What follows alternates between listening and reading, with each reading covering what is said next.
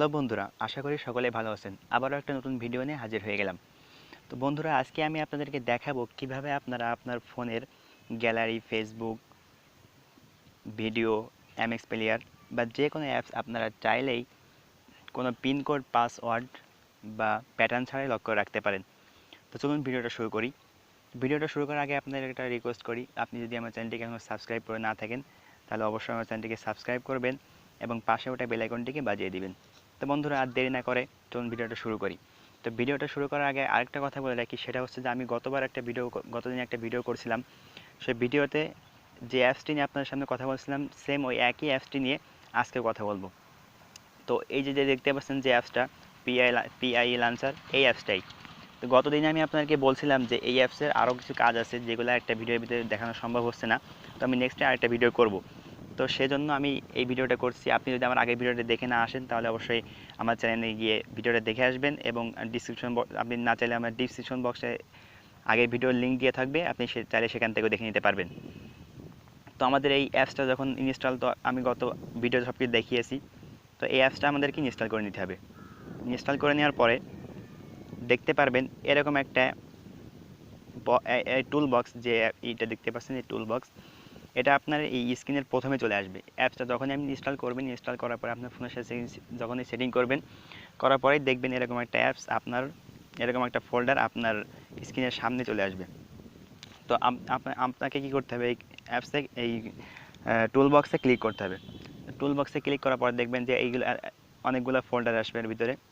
তো অনেকগুলো ফোল্ডারের ভিতর থেকে আপনাকে হিডেন অ্যাপস যে ইটা আছে, এটাকে ক্লিক করতে হবে, হিডেন অ্যাপস। দেখুন এরকম একটা পেজ চলে আসছে। এখানে দেখুন একদম ফাঁকা, এখানে কোনো কিছুই নাই। তো এখান থেকে আমি অ্যাপস কীভাবে অ্যাড করবো ভিতরে, তো আমাকে এই যে প্লাস চিহ্ন, মাইনাস চিহ্ন দেওয়া আছে, এটাতে ক্লিক করতে হবে। তো এটাতে ক্লিক করলাম, করার পর দেখুন আমার ফোনে যত অ্যাপস আছে সব অ্যাপসগুলো এখানে কিন্তু চলে আসছে। তো বন্ধুরা, আমি চাইলে এখান থেকে আমার ফোনের যত অ্যাপস আছে সবগুলো অ্যাপস কিন্তু আমি এইভাবে লক করে রাখতে পারি। তো আমি আপাতত আমার যেগুলো বেশি ইম্পর্টেন্ট আমি সেগুলোকে লক করব। যেমন ধরুন Facebook, file manager, gallery, imo বেটা, এরপর মেসেজিং, মেসেঞ্জার, এরপর মিউজিক, এমএক্স প্লেয়ার। তো এগুলো মনে করেন আপাতত এইগুলো বেশিরভাগ সেফ থাকার দরকার, কারণ যে কেউ ফোনে হাতে নিয়ে এই অ্যাপসগুলোই বেশি ঘোটাঘুটি করে আর কি।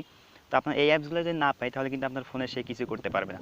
তো এরপর আমাদের কী করতে হবে, এই সেভ অপশনে ক্লিক করতে হবে। দেখুন বন্ধুরা, সেভ অপশনে ক্লিক করার পরে আমাদের এই যে অ্যাপসগুলো আমরা ক্লিক করলাম, সব অ্যাপসগুলো এখানে অটোমেটিক লক হয়ে গেছে। তো এটাতে কিন্তু আমার কোনো পাসওয়ার্ড বা পিনকোড এগুলো কোনো কিছু লাগেনি।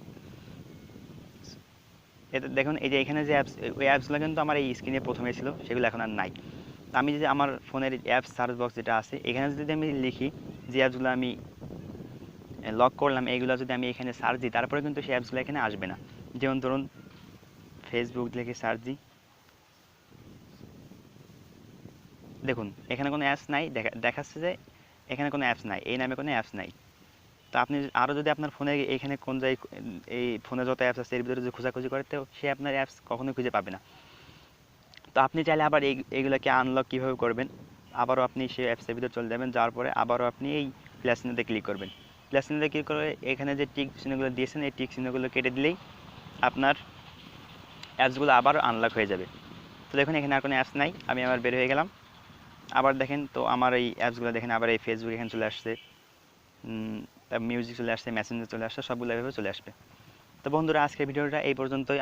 আশা করি আপনার ভিডিওটা ভালো লাগছে। যদি ভালো লেগে থাকে তাহলে অবশ্যই একটা লাইক দিবেন এবং কেমন হয়েছে কমেন্ট বক্সে অবশ্যই